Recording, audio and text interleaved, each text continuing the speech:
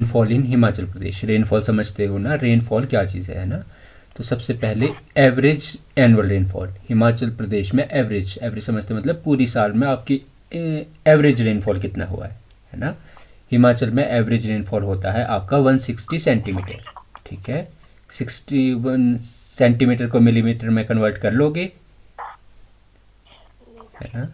देखो 160 सेंटीमीटर या 1600 मिलीमीटर जो है ये हिमाचल प्रदेश में एवरेज रेनफॉल होता है। और हाईएस्ट रेनफॉल हिमाचल प्रदेश में कहाँ, धर्मशाला में, है ना। धर्मशाला कांगड़ा में ये कितने, 340 सेंटीमीटर मतलब 3400 मिलीमीटर हाईएस्ट जो है। और कौन सी पीक्स की वजह से, कौन से माउंटेन की वजह से, धौलाधार की वजह से। ठीक है, देखो जो एनुअल रेनफॉल है हिमाचल प्रदेश में ये है 1600 मिलीमीटर। हाईएस्ट रेनफॉल हिमाचल में होता है आपका धर्मशाला में, कांगड़ा में 340, है ना, या 3400 मिलीमीटर। और सबसे लोएस्ट रेनफॉल हिमाचल में होता है स्पीति में। स्पीति में आपका नियरली आपकी 50 मिलीमीटर।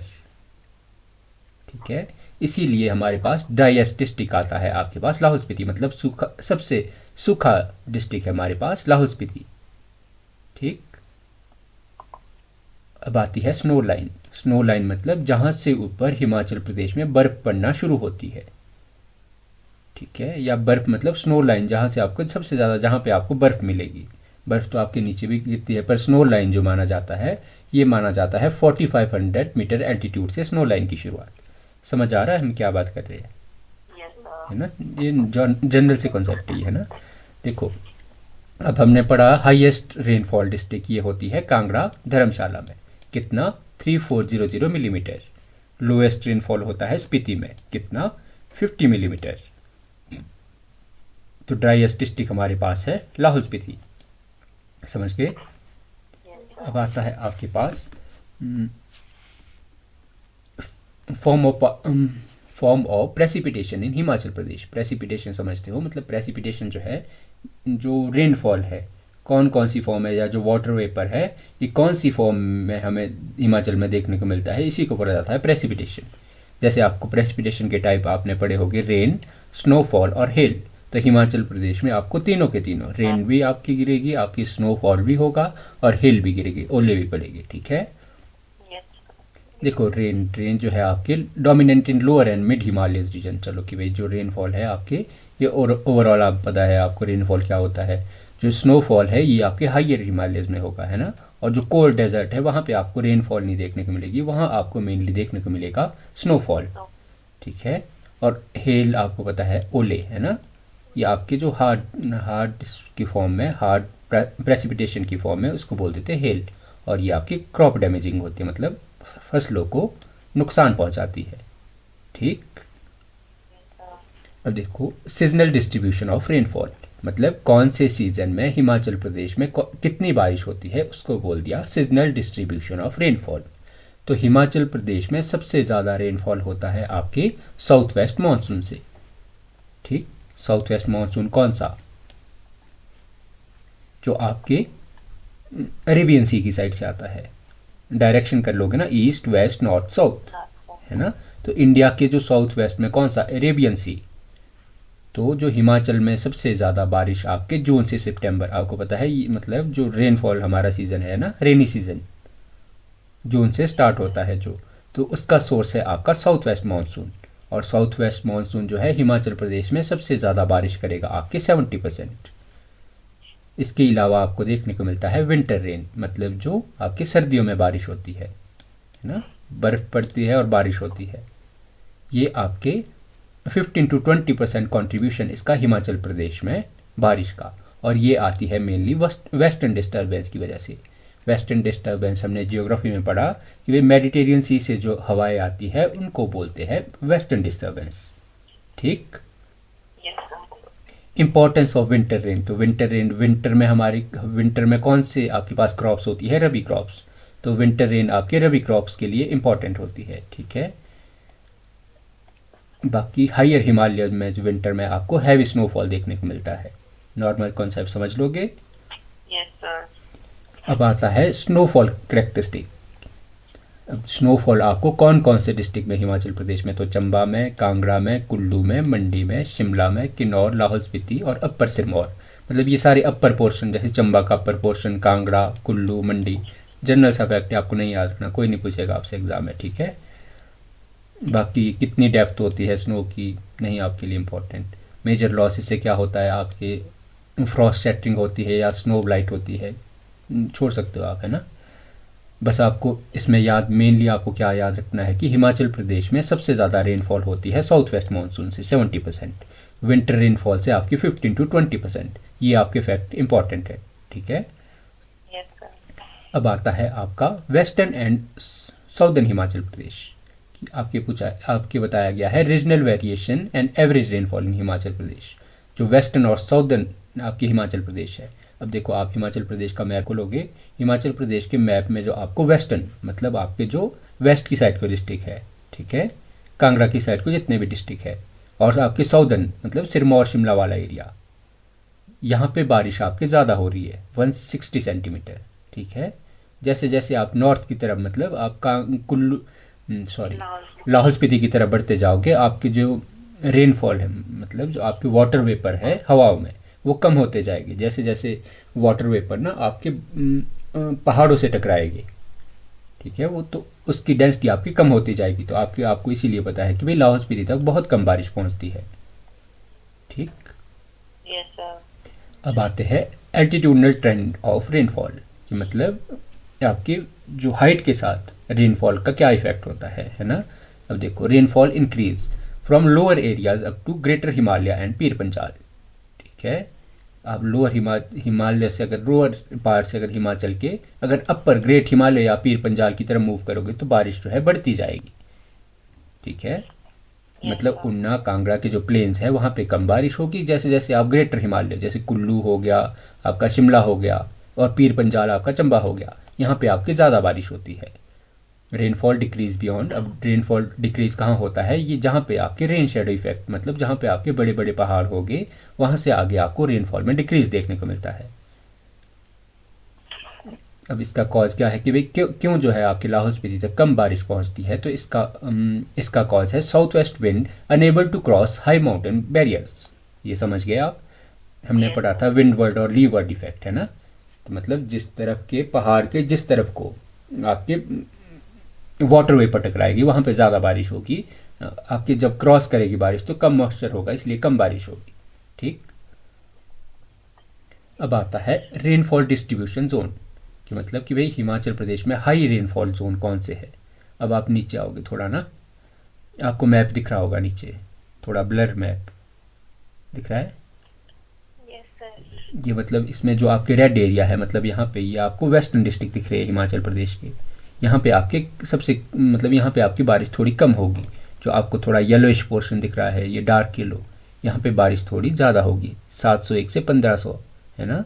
फिर आपकी 150 से 2500 या 1501 से 2500 ये आपके जो ग्रीन पोर्शन है। फिर येलो पोर्शन में कम, और जो आपकी ये वॉयलेट पोर्शन दिया गया है यहाँ पे सबसे कम, ठीक है। तो आपको देख कि भाई आप जैसे जैसे जो है कहाँ से साउथ वेस्ट से ट्रैवल कर रहे हो आप नॉर्थ ईस्ट की तरफ, वैसे वैसे हिमाचल प्रदेश में बारिश जो है घटती जाती है।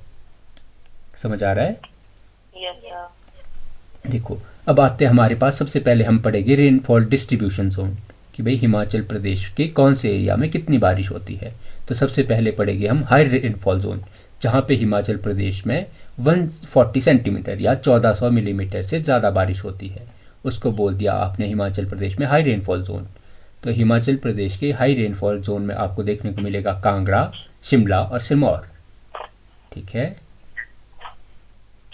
समझ आ रहा है ना? देखो अब रेनफॉल की रेंज हिमाचल प्रदेश मतलब रेनफॉल की रेंज जो कांगड़ा, शिमला और सिरमौर में आपके 140 1400 मिलीमीटर से 200 2600 मिलीमीटर तक आपके कांगड़ा, शिमला और सिरमौर में सबसे ज़्यादा बारिश होती है। और सबसे ज़्यादा बारिश हमने पड़ी थी धर्मशाला में, कितनी 3400 मिलीमीटर, ठीक है। इसीलिए धर्मशाला को जो है आपके चेरापूंजी या मौसिन राम बोला जाता है हिमालयस का, ठीक। अब क्या कॉज क्या है आपकी धर्मशाला में या कांगड़ा में ज़्यादा बारिश होने की कि Dhauladhar range block monsoon winds, समझ आ रहा है। और सबसे ज़्यादा कांगड़ा के बाद सबसे ज़्यादा हाईएस्ट रेनफॉल आपकी रिसीव होती है शिमला में। ठीक, तो बस आपको याद रखना है कि हमारे पास हाई रेनफॉल एरिया में कांगड़ा, शिमला और सिरमौर आते हैं। फिर आता है आपके पास मॉडरेट रेनफॉल जोन। मॉडरेट मतलब जहाँ पे मध्यम सी बारिश होगी, ठीक है, ना ज़्यादा बहुत ज़्यादा ना बहुत ज़्यादा कम। तो इसमें आता है आपके पास चंबा, कांगड़ा, उन्ना, हमीरपुर, बिलासपुर, मंडी, कुल्लू, शिमला, सोलन और सिरमौर के थोड़े लोअर पोर्शन। ठीक है, ये आपको बस जनरली आइडिया रखना है, बाकी आप हाई रेनफॉल का याद रखना, बाकी लो रेनफॉल का याद रखना। ठीक है, लो रेनफॉल एरिया आपके जहाँ पे 35 मतलब 350 मिलीमीटर से आपके 600 मिलीमीटर तक बारिश होती है, उसको बोल दिया आपने लो रेनफॉल जोन। लो रेनफॉल जोन में आते हैं आपके पास लाहौल स्पीति और किन्नौर। ठीक, जैसे जैसे पहाड़ों की हाइट बढ़ती जाएगी, जो वाटर वेपर है आपकी हवा में कम होता जाएगा, और लाहौल स्पीति किन्नौर पहुंचते पहुंचते वाटर वेपर बहुत कम रह जाता है। तो इसीलिए आपकी लाहौल स्पीति और किन्नौर में सबसे कम बारिश। और इसका क्या कारण है कि सबसे कम बारिश होती है लाहौल स्पीति और किन्नौर में? Rain shadow of greater Himalaya and Pir Panjal, की जो रेन शेडो की तरह काम करते हैं आपके ग्रेटर हिमालय और पीर पंजाल। ठीक है, ये जो है लाहौल स्पीति और किन्नौर के लिए रेन शेडो जोन का काम करते हैं। तो इसीलिए यहाँ जो बारिश मेनली होगी ये मेनली स्नोफॉल की फॉर्म में होगी। और सबसे कम रेनफॉल आपको देखने को मिलेगा कहाँ पे? स्पीति में। स्पीति में लेस देन 50 सेंटीमीटर बारिश। इसीलिए स्पीति को क्या बोला जाता है? कोल्ड डेजर्ट, है ना। डेजर्ट हमने जियोग्राफी में दो तरह के पढ़े, एक आपके पास हॉट डेजर्ट, एक आपके कोल्ड डेजर्ट, है ना। डेजर्ट की डेफिनेशन ये होती है, जो डेजर्ट है ना, डेजर्ट की डेफिनेशन ही जहाँ पे आपके 25 सेंटीमीटर से कम एनुअल रेनफॉल होता है, उसी को कहा जाता है आपका डेजर्ट। ठीक है, देखो अब टिप मतलब जो कांगड़ा जो है आपके रेनफॉल लेडर, बाकी लाहौल स्पीति जो है आपके ड्राइएस्ट है, इसलिए कोल्ड डेजर्ट कहा जाता है। धर्मशाला को हिमालय का चेरापूंजी कहा जाता है। विंटर में जो हिमाचल प्रदेश में रेन होती है ये वेस्टर्न डिस्टर्बेंस की वजह से, और ये हेल्पफुल है आपके रबी क्रॉप के लिए, है ना। विंटर्स में आपके रबी क्रॉप्स उगती है। ठीक, अब आते हैं आपके पास, देखो अब आपके पास कुछ डाटा दिया गया है, मतलब आपने देखा होगा 2-3 सालों से ना एग्ज़ाम में पूछा जा रहा है कि मतलब ट्रेंड कि कौन सी साल में कितनी बारिश या कहाँ पे ज़्यादा बारिश, है ना। तो हिमाचल प्रदेश में आप देखते हो मतलब कि पिछले 3-4 सालों से बहुत ज़्यादा बारिश हो रही है। ठीक है, तो जैसे 2023 में दिया गया है, 2023 में जो आपका मानसून रेनफॉल, मानसून आपका जून से शुरू होता है सीज़न, मतलब रेनफॉल सीज़न जो हिमाचल प्रदेश में है या ओवरऑल इंडिया में। ठीक है, तो 2023 में जो आपकी बारिश हुई थी ये हुई थी 1334.9 मिलीमीटर। ठीक है, तो ये सेकंड हाईएस्ट थी आफ्टर 1998। बस थोड़ा सा डाटा याद रखना आपको, ठीक है, क्योंकि रिकॉर्ड है ये, है ना। और 2024 में आपकी थोड़ी बारिश कम हुई है, 600 मिलीमीटर, है ना। तो ये 18% इसमें डेफिसिट हुआ है नॉर्मल से, 2024 में कम था। और 2025 में आपके दोबारा 1022 मिलीमीटर, है ना। ये आपकी 39% एक्सेस था आपकी नॉर्मल रेंज से, है ना। मतलब 2025 में आपकी 39% ज़्यादा बारिश हुई है। आगे लिखा गया है one of the highest in 29 years, मतलब 29 सालों में सबसे ज़्यादा बारिश हिमाचल प्रदेश में रिकॉर्ड की गई 2025 में। फिर आपने न्यूज़ में देखा होगा 2025 में कितने क्लाउड बर्स्ट हुए, है ना, मंडी में, कांगड़ा में, चंबा में। देखो जून 2025 में रेनफॉल जो है 6 डिस्ट्रिक्ट, अब मैक्सिमम रेनफॉल आपको देखो कांगड़ा, जो मंडी, शिमला, है ना। तो यहाँ पे 34% ज़्यादा बारिश रिकॉर्ड की गई नॉर्मल ईयर के मुकाबले में। अक्टूबर 2025 में आपकी 68.5 मिलीमीटर बारिश हुई। आपको नहीं याद रखना है ना ज़्यादा, आपको बस ये याद रख लेना कि भाई जहाँ पे रिकॉर्ड बने हैं कि भाई कितने % ज़्यादा बारिश हुई है, अगर स्टेटमेंट वाइज क्वेश्चन आता है ना। वैसे अक्टूबर में मतलब आपका जो विंटर सीजन है, अक्टूबर में मेनली बारिश आपकी नहीं होती है ना। मेनली आपके जो है जून से सितंबर तक चलता है आपका मॉनसून सीजन, पर अक्टूबर 2025 में भी जो है 68.5 मिलीमीटर बारिश हुई है ना, जो 20 सालों में अक्टूबर में सबसे ज़्यादा बारिश थी। ठीक, अब आप सीधा नीचे आओ, वेटलैंड इन हिमाचल प्रदेश। वेटलैंड समझते हो?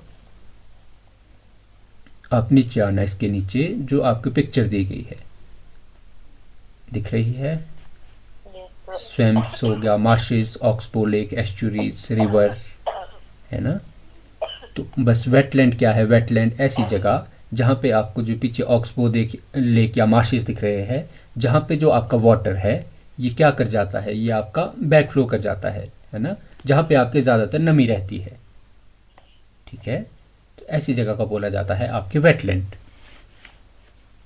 ठीक है, और वेटलैंड से रिलेटेड जो कन्वेंशन है वो हुई थी रामसर कन्वेंशन। ठीक, रामसर कन्वेंशन कब हुई थी, रामसर कन्वेंशन 2 फेब 1971 को। ईरान की सिटी है रामसर। ठीक है, ईरान की सिटी रामसर है जो कि कैस्पियन कोस्ट के साइड पे है। यहाँ पे 2 फेब 1971 को जो है एक कन्वेंशन हुई, उसको बोला जाता है रामसर कन्वेंशन।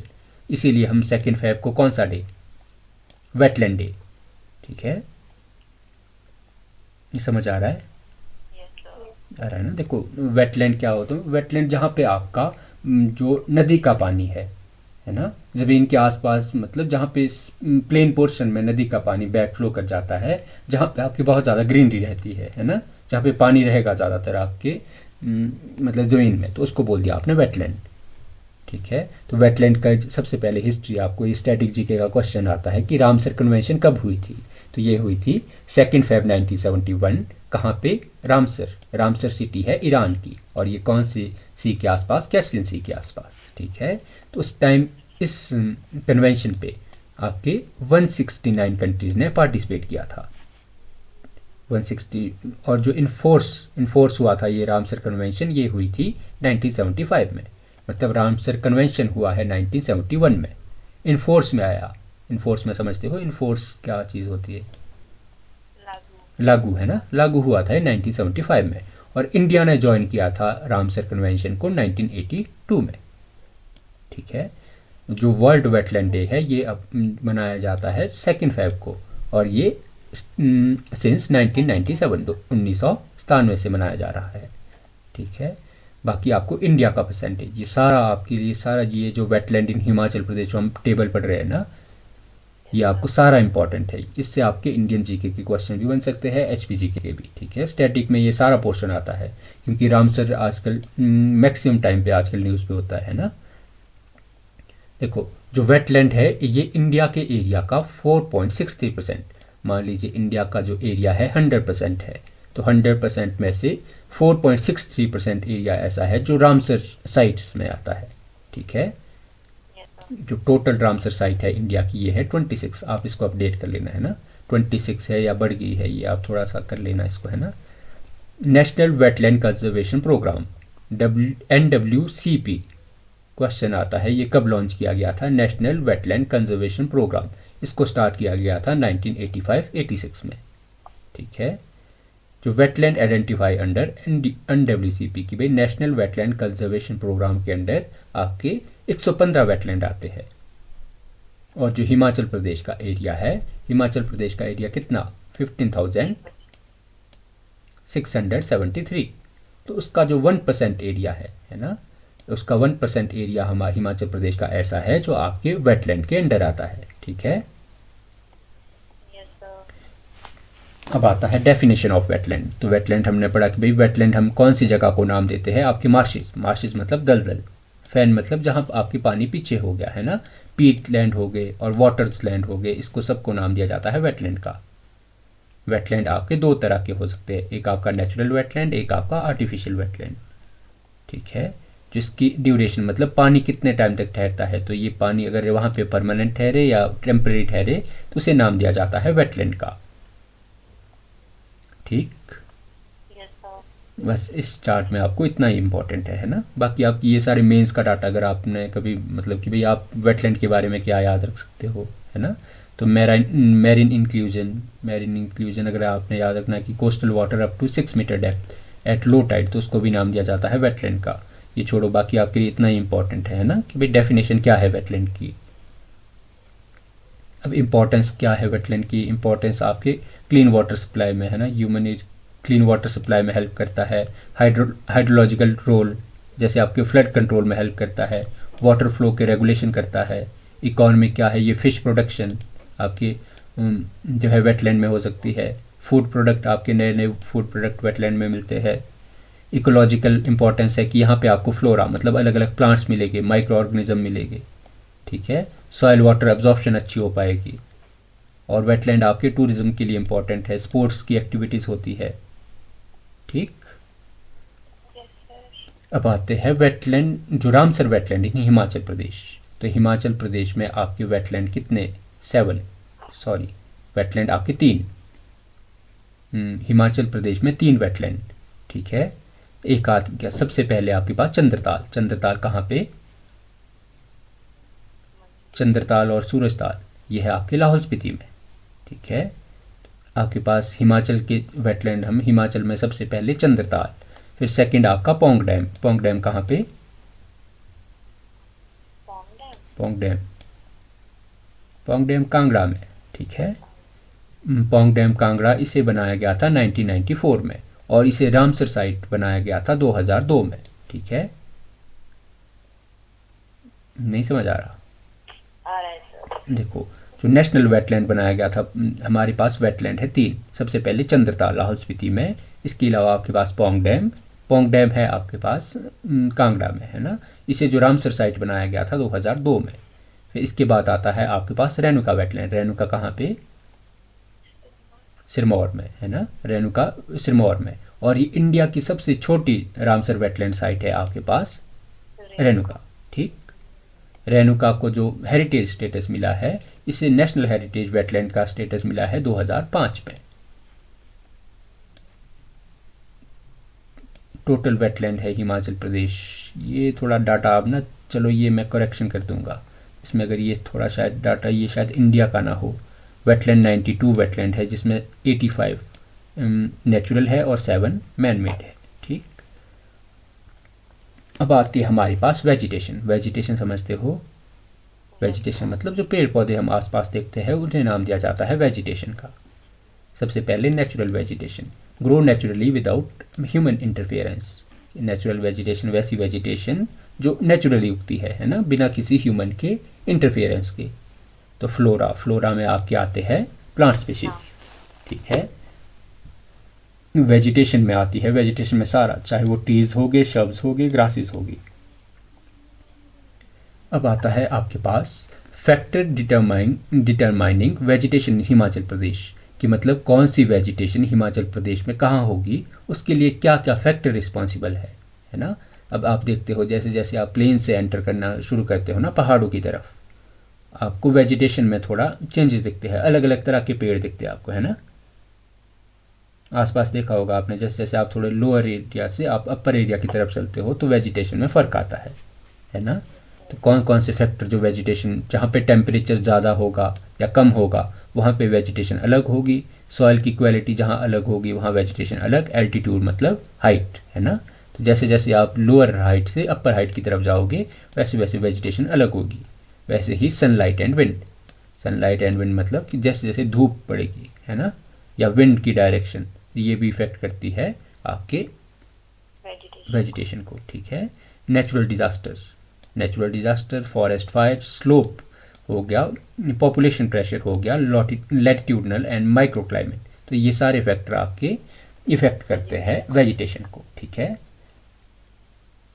ये नॉर्मली आपकी याद रखने की चीज़ें हैं, ठीक है, कि भाई ये सारी चीज़ें जो है, टेम्परेचर आपको पता है कि टेम्परेचर कैसे इफेक्ट कर सकता है आपकी वेजिटेशन को, है ना। जैसे आप जाओगे डेजर्ट में तो डेजर्ट की वेजिटेशन कुछ और होगी, है ना, क्योंकि वहाँ की सॉइल कुछ और है, वहाँ का एल्टीट्यूड कुछ और है। एल्टीट्यूड जैसे जैसे आप माउंट एवरेस्ट पे जाओगे तो आपको वहाँ वेजिटेशन नहीं मिलेगी, है ना। अब आता है हमारे पास altitudinal vegetation zone in Himachal Pradesh, ठीक है। तो एल्टीट्यूडनल वेजिटेशन जहाँ पे आपको हिमाचल प्रदेश में वेजिटेशन मिलती है। आपने हिमाचल प्रदेश की सबसे पहले हम पढ़ेंगे लोअर ट्रॉपिकल एंड सब ट्रॉपिकल जोन, ठीक है।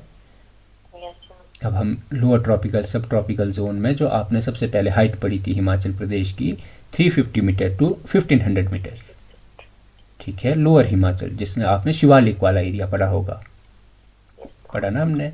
तो इसकी हाइट, जिसकी हाइट आपकी 400 मीटर टू 1500 मीटर, तो इसमें लोकेशन कौन सी, शिवालिक माउंटेन मेनली, है ना, लोअर हिमालयस। तो इसमें कौन से एरिया हमने पढ़े थे शिवालिक में? उन्ना, बिलासपुर, सिरमौर, सोलन, कांगड़ा और हमीरपुर के लोअर पार्ट्स। ठीक है, यहाँ पे Yes, sir. आपको मेनली थॉर्न फॉरेस्ट मिलेंगे। थॉर्न फॉरेस्ट में मतलब आपके थॉर्न फॉरेस्ट में भी कौन से आपके पास? एकाइका, खैर, शीशम और फलाही, कंगू। सुने ये पेड़? मैंने भी नहीं सुना, बस इसके शीशम नाम याद mango. रख लेना है ना, रख लोगे। Yes, sir. बस थोड़ा थोड़ा ध्यान, आप कितने ज़्यादा फॉरेस्ट पे नहीं पूछता है ना, बस आपने मेन याद रखना कि भाई जो शिवालिक है ना, शिवालिक जिनकी हाइट आपकी शिवालिक 400. 350 मीटर टू 1500 मीटर है ना, यहाँ पे आपको मेनली थॉर्न फॉरेस्ट में भी आपको एकाइका, खैर, शीशम, कंगू और फलाही, ये आपको ट्रीज़ के टाइप मिलेगी। फिर आते हैं आपके पास middle temperate zone. Middle temperate zone 1500 to 300 metre इसकी हाइट। इसमें आपके जो डिस्ट्रिक्ट जो आपके कांगड़ा, चंबा, मंडी, शिमला, सोलन और सिरमौर में जो फॉरेस्ट मिलेगी उनको बोल दिया मिडल टेम्परेट जोन। ठीक है, यहाँ का क्लाइमेट कैसा होता है? यहाँ पे कोल्ड विंटर होती है ना, सर्दियों में ज़्यादा ठंड होती है। यहाँ पे स्नोफॉल होता है, moderate to high heavy rainfall होता है ना। यहाँ पे जो आपको ट्री की स्पीशीज़, इसमें आपको ओक मिलेगा, मैपल मिलेगा, देवदार, कैल, फर, स्पोर्ट्स और पाइन। आपने कौन से सुने हैं? देवदार सुना है, Yes, sir. कायल सुना है, Okay, sir. ओक सुना है ना, और आपने पाइन भी सुना होगा, Yes, sir. है ना। तो ये सारे फॉरेस्ट आते हैं आपके मिडल टेम्परेट जोन में। ठीक है, इन्हीं को आपकी बोला जाता है वेट टेम्परेट, है ना। और मॉइस्ट देवदार, कायल या डेसिडुअस, डेसिडुअस मतलब जो आपके पत्तियाँ, जिनकी जो है पत्तियाँ जो अपनी सीजनली गिराते हैं। ठीक है, तो आपके लिए सबसे इम्पॉर्टेंट है middle temperate zone. Middle temperate zone में आपके सबसे पहले आपने जो मिडिल हिमालय वाला एरिया याद रखना है। फिर आपको कौन सी स्पीशीज़ जो है मेनली आपके इन एरियाज़ में होती है ना। देवदार, कायल, फर, स्प्रूस, पाइन हो गए, ओक हो गया, मैपल हो गया, ये सारी जो है मिडिल टेम्परेट जोन के फॉरेस्ट है। समझ आ रहा है? Yes, sir. अब आते हैं high alpine zone. High alpine zone जिसकी आपको एल्टीट्यूड 3000 मीटर टू 3500 मीटर या इससे अबव। ठीक है, मतलब जो आपके लाहौल स्पीति, किन्नौर, चंबा का पांगी और चंबा का भरमौर, जो इन एरिया में आपको फॉरेस्ट मिलेगी, उन्हें बोल दिया है आपने हाई एल्पाइन जोन।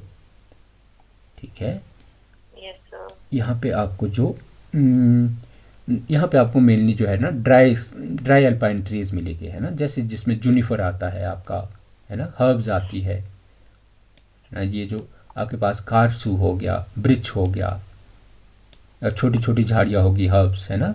यहाँ पे मेनली आपको सीजनल ग्रास मतलब सीजनल ग्रास ग्रेजिंग होती है यहाँ पे। मतलब आपने सुना होगा कि भाई जो पेस्चरिज्म वाले लोग हैं ना, जैसे आपके हिमाचल प्रदेश में आपको गद्दी जनजाति मिलेगी, गुज्जर जनजाति मिलेगी, है ना, Yes, sir. ये मेनली आपके ट्रैवल करते हैं सीजनली, है ना। तो ये हाई अल्पाइन जोन में चले जाते हैं आपके जैसे गर्मियों के मौसम में।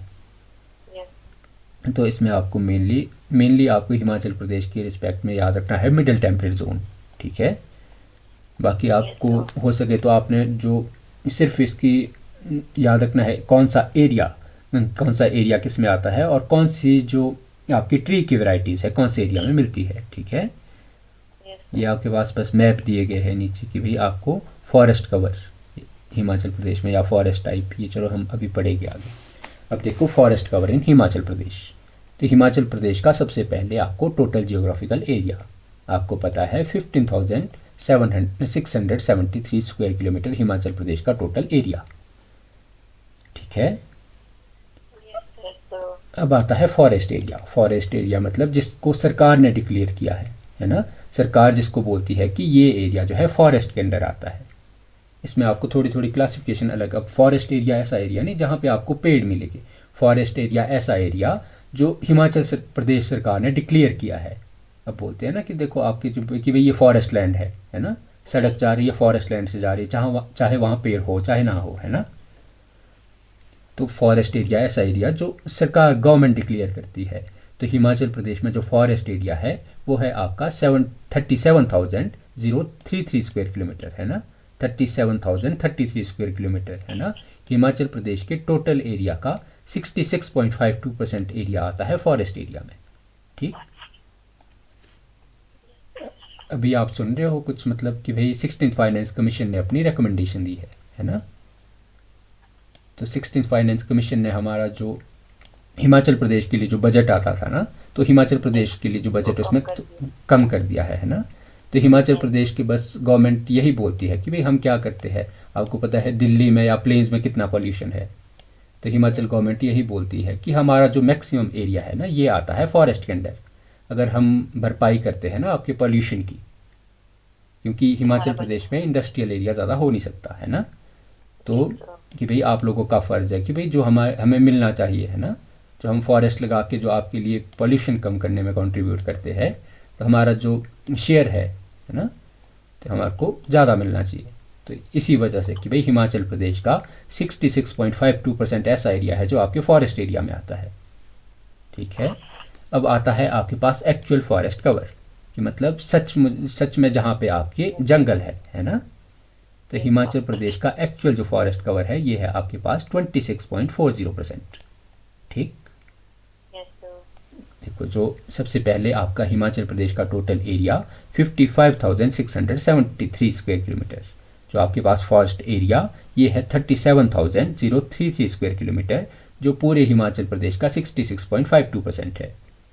फिर आता है आपके पास एक्चुअल फॉरेस्ट कवर जहाँ पे सच में वन है ना, वो है आपका 14,696 किलोमीटर, सॉरी स्क्वायर किलोमीटर। ये हिमाचल प्रदेश का 26.40% एरिया है। अब आता है लार्जेस्ट फॉरेस्ट एरिया, कि ऐसा एरिया फॉरेस्ट एरिया समझ के, जो फॉरेस्ट यस एरिया हमने सर। ऊपर डिस्कशन किया कि भाई जहाँ पे डिक्लेयर किया है सरकार ने कि भाई ये फॉरेस्ट लैंड है। तो हाईएस्ट फॉरेस्ट एरिया आता है आपके पास लाहौल स्पीति में। ठीक है। इसका मतलब ये नहीं है कि लाहौल स्पीति में सबसे ज़्यादा पेड़ है। इसका मतलब ये है कि भाई लाहौल स्पीति बहुत ऐसा अच्छा एरिया एरिया है है। जहाँ पे गवर्नमेंट ने डिक्लेयर किया है कि भाई यहाँ पे सबसे ज़्यादा सरकारी लैंड है ना।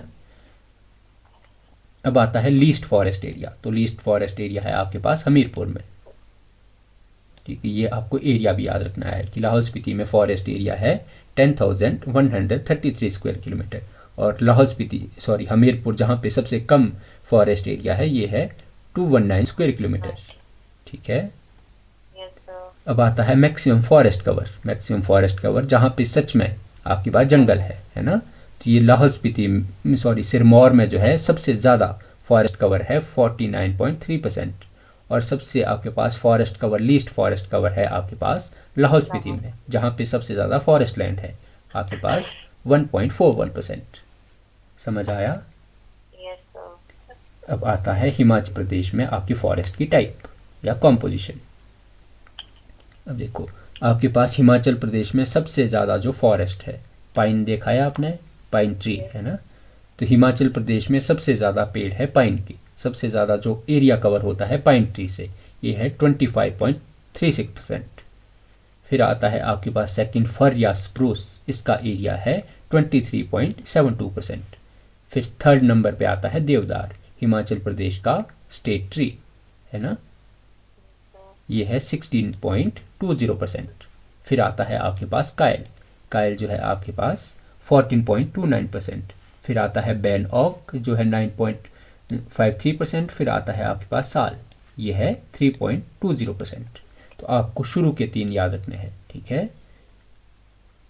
ज़्यादा आपको जो पक्का याद रखने हैं वो है पाइन, फर, स्प्रूस और देवदार, देवदार और कैल तक है ना। ये हिमाचल प्रदेश में सबसे ज़्यादा है पाइन फॉरेस्ट, उससे कम है फर और स्प्रूस, थर्ड नंबर पे देवदार और फोर्थ नंबर पे कायल है ना, और सबसे कम है आपके पास साल। अब आता है आपके पास इम्पॉर्टेंट फॉरेस्ट फैक्ट। अब सबसे पहले हिमाचल प्रदेश, सबसे पहले नेशनल फॉरेस्ट पॉलिसी।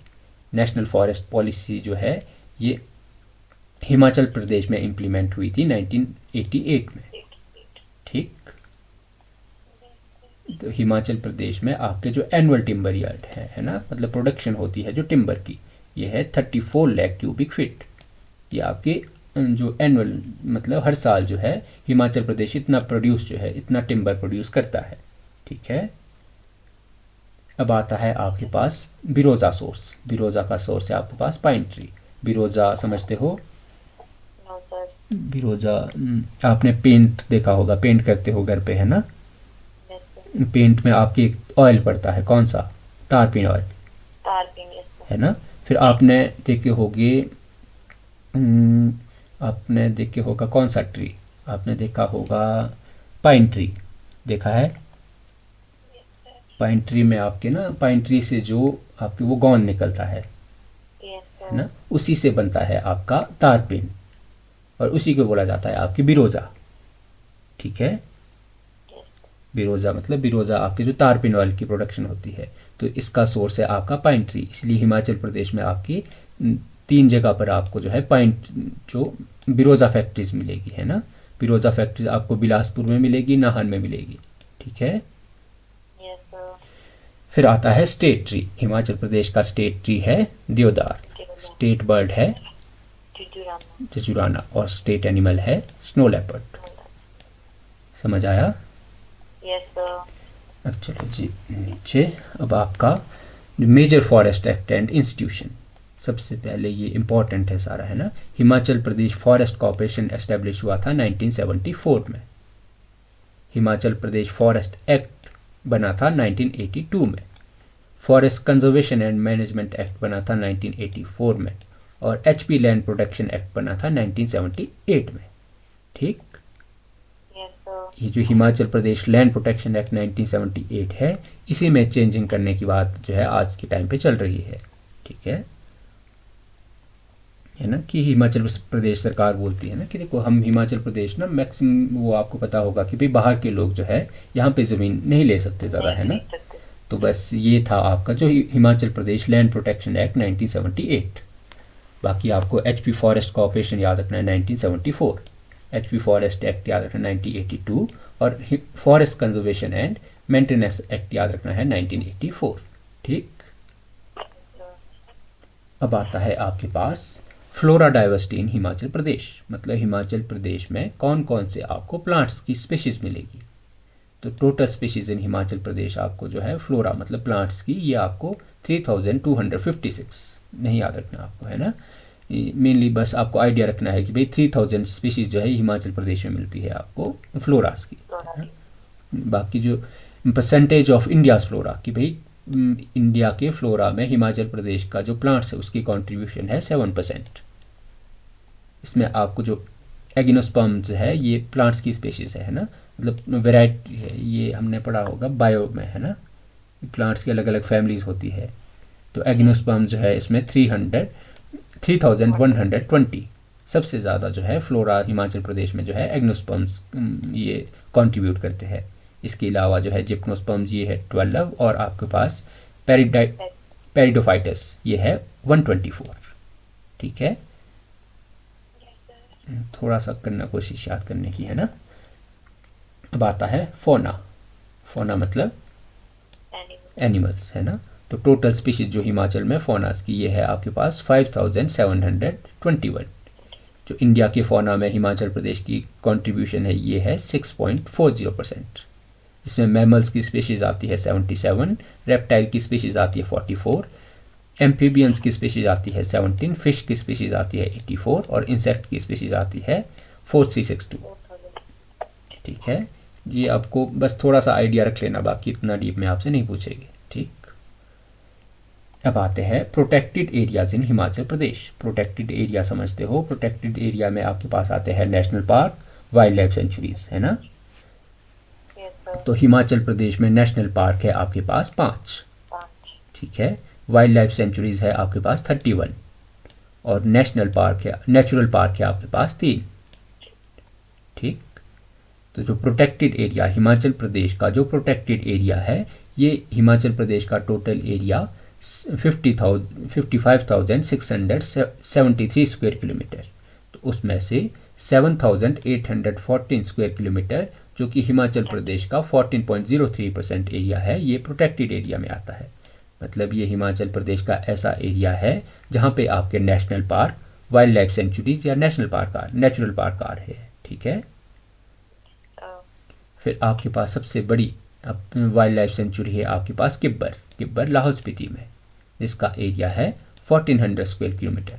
और सबसे छोटी आपके पास वाइल्ड लाइफ सेंचुरी है शिली कहाँ पे, सिरमौर में। ठीक है, यह है आपके पास 2 स्क्वायर किलोमीटर। रख लोगे याद।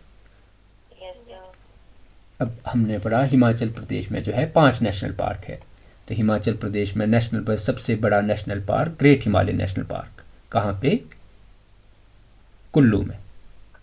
ठीक है, great Himalaya national park Kullu में। इसका एरिया है 754 स्क्वायर किलोमीटर और इससे ये बना था 1984 में और इसे नेशनल पार्क का स्टेटस मिला था 1999 में।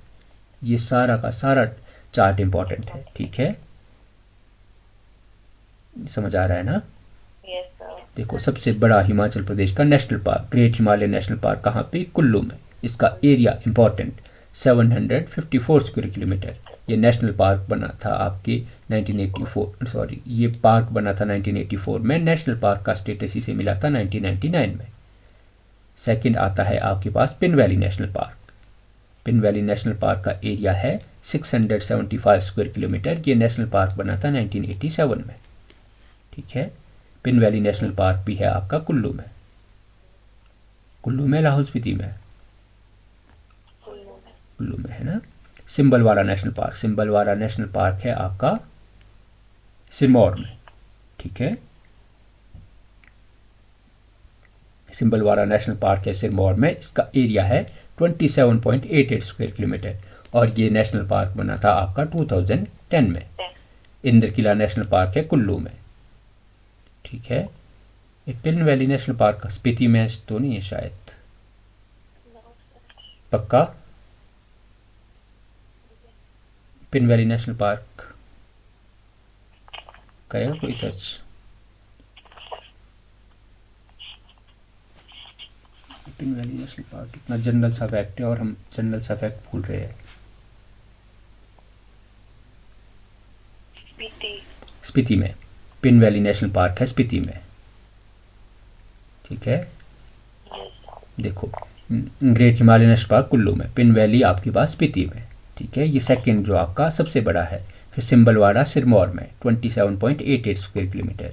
इंद्र किला नेशनल पार्क है कुल्लू में 104 स्क्वायर किलोमीटर। ये भी बना था 2010 में। और खीरगंगा नेशनल पार्क भी है कुल्लू में, ये बना था, इसका एरिया है 710 स्क्वायर किलोमीटर और ये बना था 2010 में।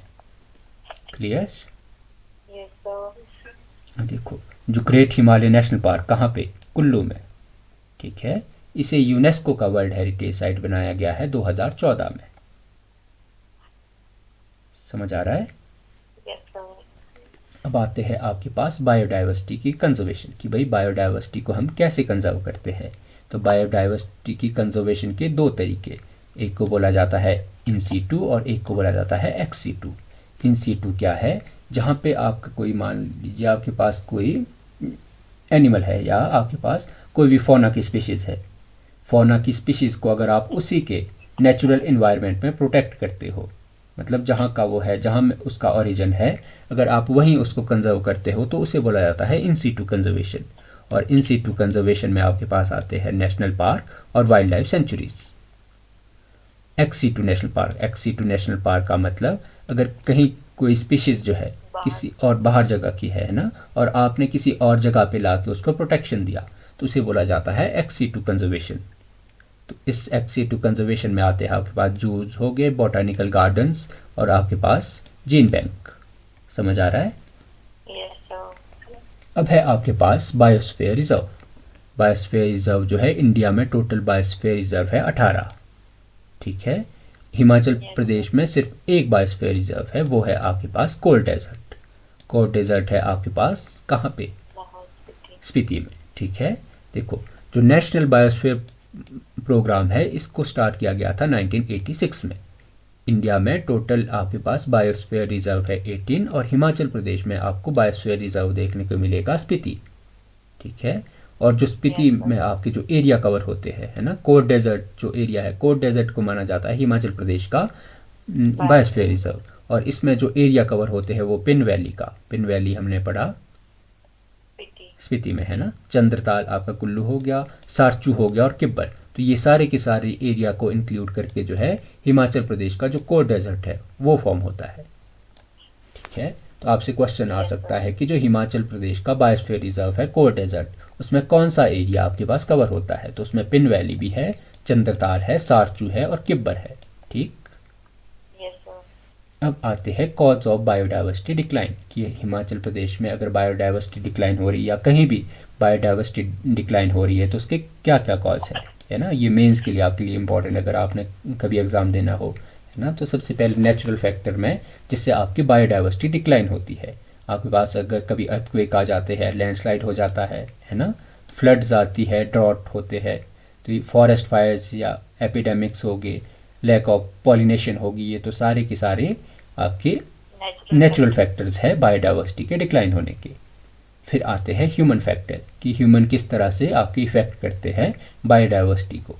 तो इसमें अर्बनाइजेशन, शहरीकरण, है ना, पॉपुलेशन इंक्रीज हो गया, आपके पास वेटलैंड की डिस्ट्रक्शन होगी, है ना, इन्वेजिव स्पीशीज समझते हो।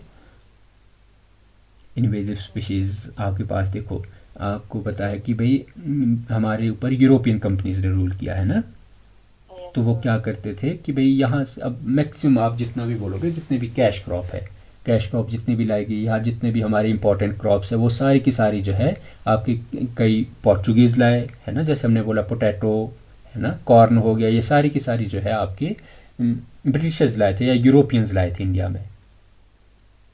तो उनने कुछ ऐसे शब्द भी लाए इंडिया में, है ना। आपने कई बार देखा होगा कि जो बड़े बड़े आपके पास तालाब होते हैं ना, उसके ऊपर जो है ग्रीनरी हो जाती है पूरी, है ना। तो वो कई ऐसे प्लांट्स लाए थे ना जो क्या कर देता है कि भाई जो आपकी जो पॉन्ड्स होते हैं ना उसको ढक देते हैं, है ना। इन्वेजिव स्पीशीज ऐसी स्पीशीज जो कहीं और की है ना, और जो आपकी उस एनवायरनमेंट के लिए सूटेबल नहीं है, तो उनको बोल दिया आपने इन्वेजिव स्पीशीज, ठीक है। तो ये भी कॉज करते हैं आपके बायोडाइवर्सिटी के डिक्लाइन में।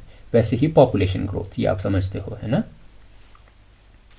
अब आता है आपका स्टेट बायोडाइवर्सिटी बोर्ड। तो स्टेट बायोडाइवर्सिटी बोर्ड के बारे में कि भी इससे बोला जाता है Himachal Pradesh state biodiversity board, है ना, HPSBB, है ना। तो इसको जो Himachal Pradesh state biodiversity board, तो जो हिमाचल प्रदेश में बायोडाइवर्सिटी बोर्ड के लिए एक्ट बना था, ये बायोडाइवर्सिटी एक्ट 2002, ठीक है। ये कॉन्स्टिट्यूएंट हुआ था आपके 2005 में, बस आपको इतना ही याद रखना है, ठीक है।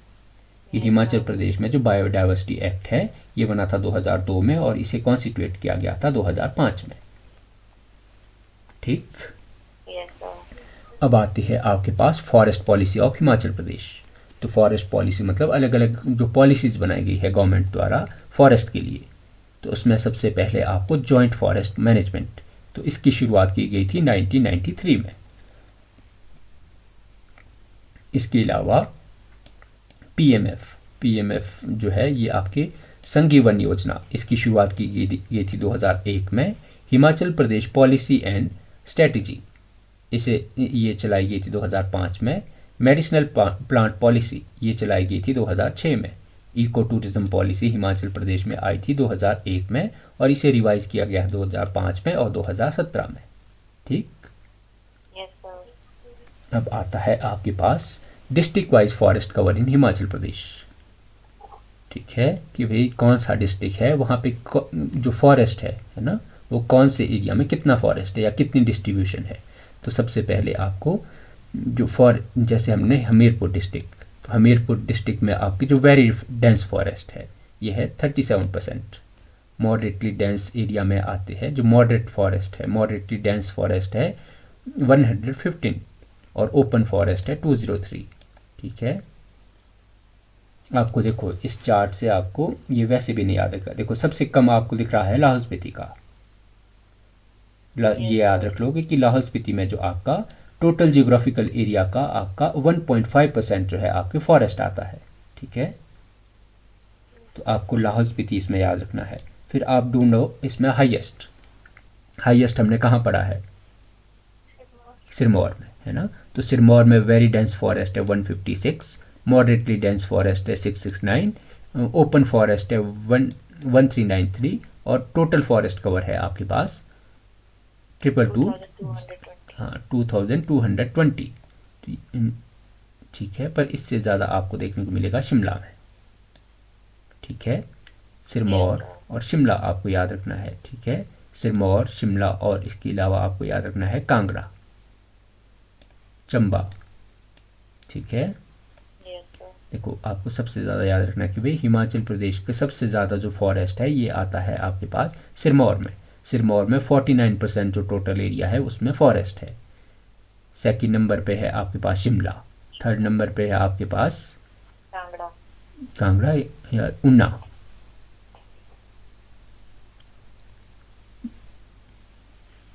शिमला, शिमला तो शिमला हो गया। इसके अलावा आपको याद रखना है ऊना, ठीक है, और इसके अलावा आपको याद रखना है कांगड़ा। बस 4 चीज़ें आपको याद रखनी है, ठीक है। सिरमौर और लाहौल स्पीति सबसे इम्पोर्टेंट, बाकी आपको अपने हिसाब से जितना याद रहता है, ठीक है। Yes sir. अब देखो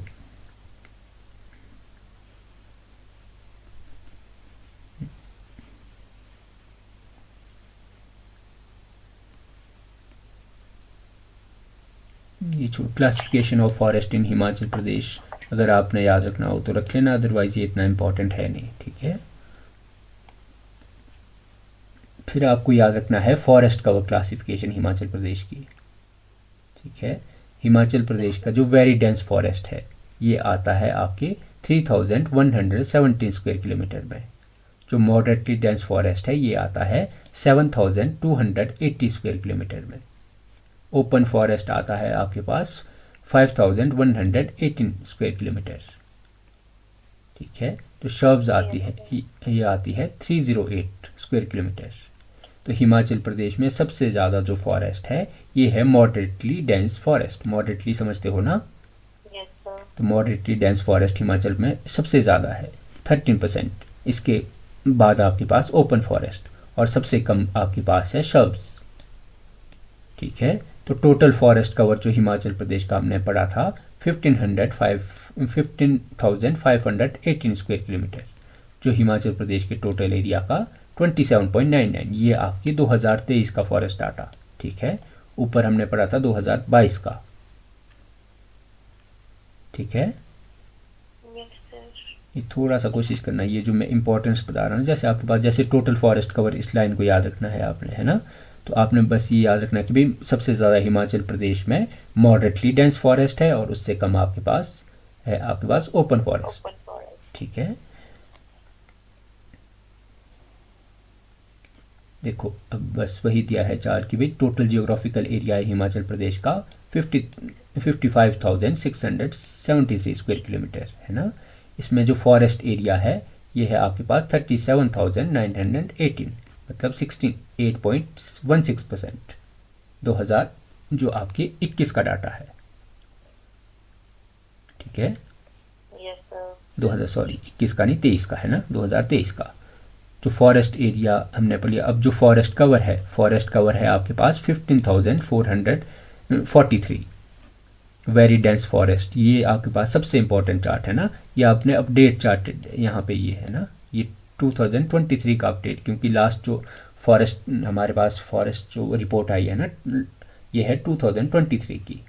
जो हमने ऊपर ये डाटा पढ़ा या 15,443 है ना, ऊपर हमने कुछ और पढ़ा होगा। तो ये आपका सबसे इंपॉर्टेंट चार्ट है, ठीक है। तो आपने इसी से अपडेट करना है अपना डाटा। इसमें आपका जो वेरी डेंस फॉरेस्ट है ये आता है 3,160 और मॉडरेटली डेंस फॉरेस्ट आता है आपके पास 7,100, ठीक है। ये आपको याद रखना है। अब आता है आपके पास geographical spread and ecological pattern of forest in Himachal Pradesh, ठीक है। अब trans Himalayan zone, trans Himalaya हमने पढ़ा था, यस सर। हमने अलग अलग आपके माउंटेन्स पढ़े होंगे। तो ट्रांस हिमालयन जोन है जिसमें आपका हिमाचल प्रदेश का कोर डेजर्ट आता है। यहाँ पे आपको सेपरेट वेजिटेशन मिलेगी, मतलब सेपरेट मतलब दूर दूर आपके पेड़ है, और पेड़ की भी कौन सी वेराइटीज़ आपके पास जूनिपर और स्क्रब, मतलब छोटे छोटे है ना झाड़ियाँ आपको देखने को मिलेगी। इसके अलावा आता है आपके पास north west Himalaya. North west Himalaya जो है यहाँ पे आपके सबसे ज़्यादा फॉरेस्ट है ना, मेजर फॉरेस्ट एरिया है आपके हिमाचल प्रदेश का। यहाँ पे आपको मेनली मॉइस्ट फॉरेस्ट मिलेगी और जो आपके पास कॉनिफेरस फॉरेस्ट मिलेगी, ठीक है। फिर आता है आपके पास western Himalaya and Shivalik. Western Himalaya और शिवालिक में आपको जो है ब्रॉड लीफ वाले प्लांट्स मिलेंगे, है ना, सब ट्रॉपिकल फॉरेस्ट मिलेगी आपको यहाँ पे, ठीक है। Yes sir. तो